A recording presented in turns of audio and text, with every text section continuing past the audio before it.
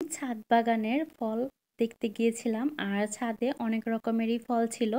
প্রথমে দেখাবো হচ্ছে ড্রাগন। আর এই ড্রাগনগুলি সাইজ মাশাআল্লাহ অনেক ভালোই ছিল। এখানে দুই ধরনের ড্রাগন ছিল, লাল আর হচ্ছে সাদা। তবে সাদা ড্রাগনের থেকে আমার কাছে লাল ড্রাগনটাই বেশি পছন্দ।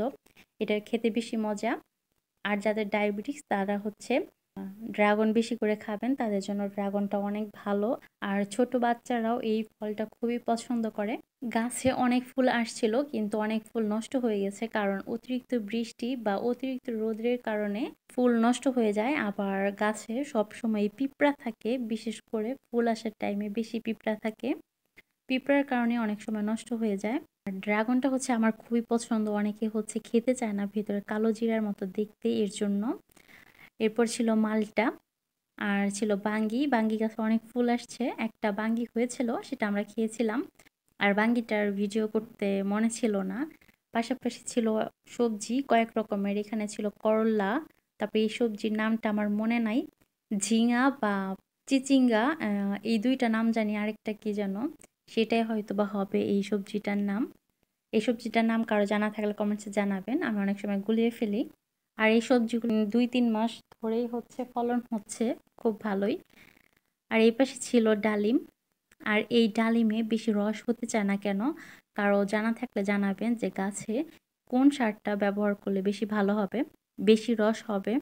এরপরে ছিল করমজা, এই করমজাগুলি অনেক টক। আর ছিল পেয়ারা, এই পেয়ারাটা উপরে সবুজ কিন্তু ভেতরে একদম লাল। আর এই পেয়ারাটা খেতে অনেক মিষ্টি, কিন্তু এই পেয়ারার মধ্যে যে স্মেলটা আসে সেটা হচ্ছে আমড়ার মতো। এটা দেখতে পেয়ারা হলেও আমড়ার স্মেল আসে, এই প্রথম আমি দেখলাম যে এরকম একটা ফল। এরপর রান্না করেছিলাম পোলাও, গরুর মাংস, আর এখানে ছিল মাছ ভাজা। আর গরুর মাংসের মধ্যে আমি একটু আলু দিয়েছিলাম, কারণ হচ্ছে আমার মাংসের মধ্যে আলু দিলেই বেশি ভালো লাগে।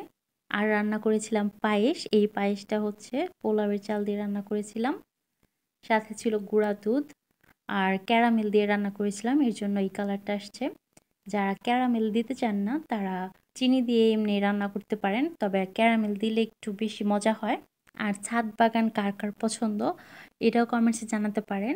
আমরা চেষ্টা করি ছাদে কয়েক রকমের গাছ লাগানোর, যতটুকু সম্ভব বা যত্ন করা যতটুকু সম্ভব হয় করি।